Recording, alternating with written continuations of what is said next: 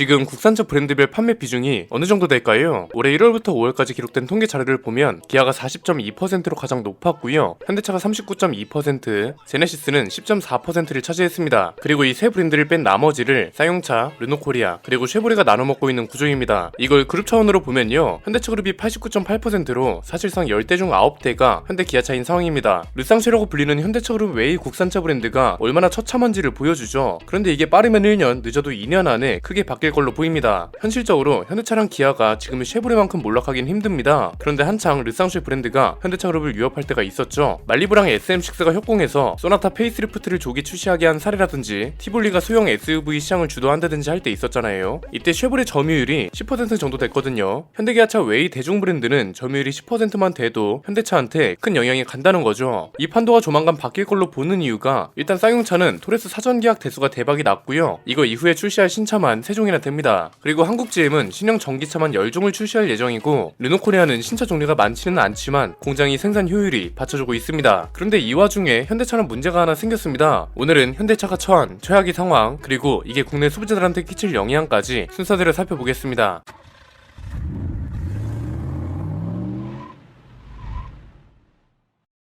최근에 일론 머스크가 현대차를 언급했습니다. 몇 년 전에 현대차가 수소차를 만드는 게 멍청한 짓이라고 언급한 이후에 거의 처음인 것 같은데요. 이런 내용입니다. 이것만 보면 현대차가 꽤 잘하고 있다고 하는 것 같죠. 그런데 이 트윈 내용에 대한 갑론을박이 좀 있더라고요. 현대차 그룹이 전기차 점유율 2위를 차지했다는 것 때문에 잘하고 있다고 칭찬하는 내용이라는 사람들도 있고, 머스크가 답글을 단 원본 트윈 내용이 GM이 순위권에 없다는 걸 조롱하는 거라서 테슬라랑 격차가 심한 현대차를 조롱한 거라는 해석도 있습니다. 뭐 어떤 해석이 맞든 간에 저는 이 내용에서 중요한 건 머스크의 트윗 의도가 아니라고 봅니다. 원본 트윗에 있는 이 사진이 주는 시사점이 굉장히 중요한 것 같았습니다. 이게 뭐냐면 미국 전기차 시장 점유율인데요. 통계 자료화해서 다시 볼까요? 테슬라가 75.8%로 압도적인 1위를 차지했고, 현대차 그룹이 9%로 2위, 그 밑으로 폭스바겐, 포드, 그리고 기타 다른 브랜드들이 뒤를 이었습니다. 이것도 해석이 두 가지일 것 같습니다. 뭐야, 테슬라랑 격차가 이렇게 심해? 나머지는 다 그나물의 그 밥이라는 거네? 이런 게 있을 것 같고요. 야, 우리나라도 아니고 미국에서 점유율 2위면 대단한 거지. 그것도 미국 브랜드인